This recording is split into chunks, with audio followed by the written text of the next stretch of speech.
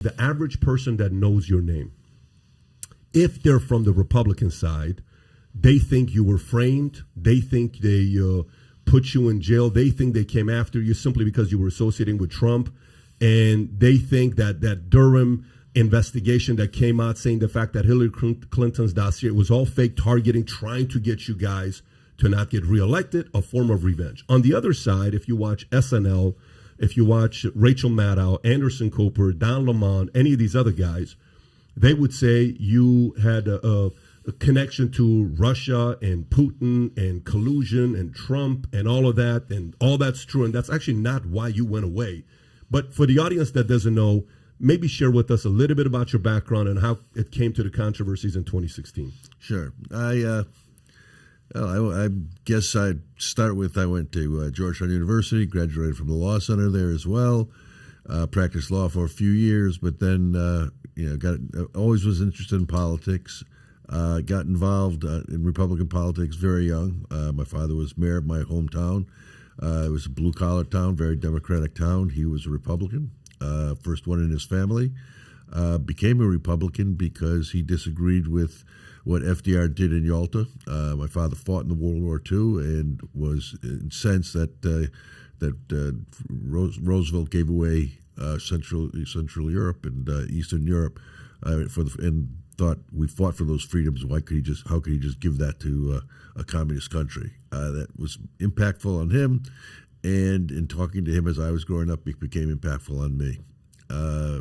First campaigns I got really involved in were when I was at Georgetown. I got involved with Nixon's re-election campaign, and then Ford's campaign, then began to be actively involved at the national level, really in Ford's campaign.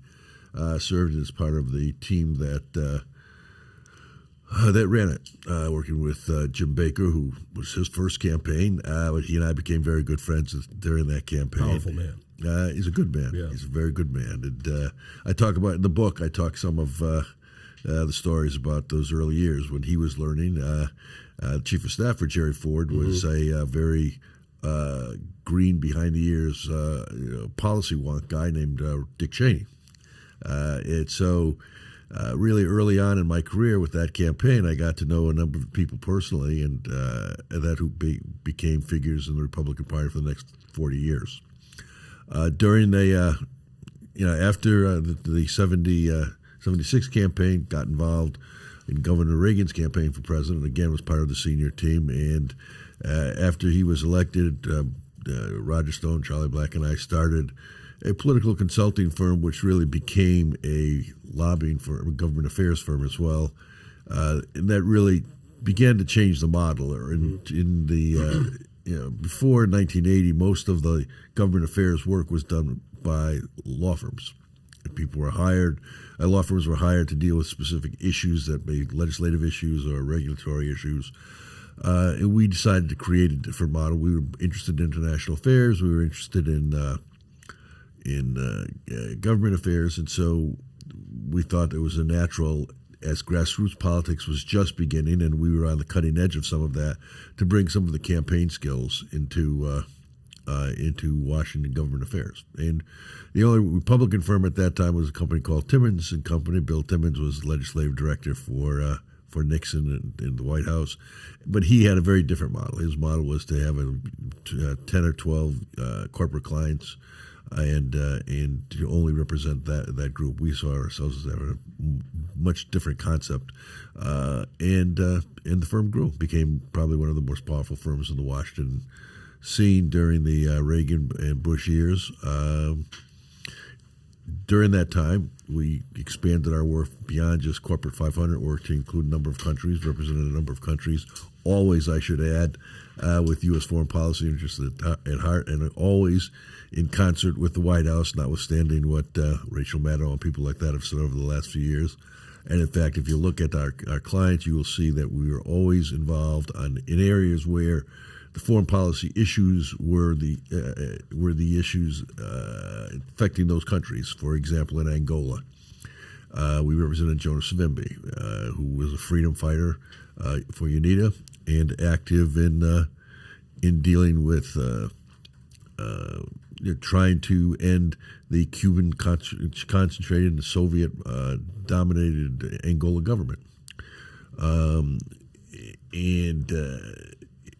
we similarly got involved in the Congo, got involved in Guinea, and had a big African practice working with Reagan foreign policy and Bush foreign policy objectives in Africa.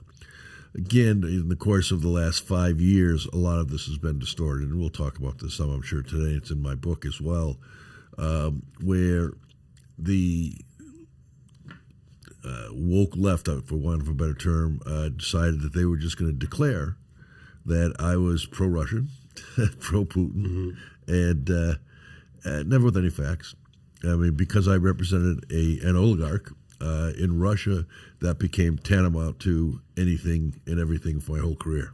And he was an oligarch that we were not doing things in Russia on, although he was concerned with bringing some changes to Russia as well. And I get into that in the book. So, over the course of the last 20 years, I got involved in Ukraine. I thought Ukraine was a very important country. The Russians were trying to force Ukraine to not become part of Europe. I thought Ukraine should be a part of Europe. I elected a government that was from Eastern Ukraine. So if you like this clip and you want to watch another one, click right here. And if you want to watch the entire podcast, click right here.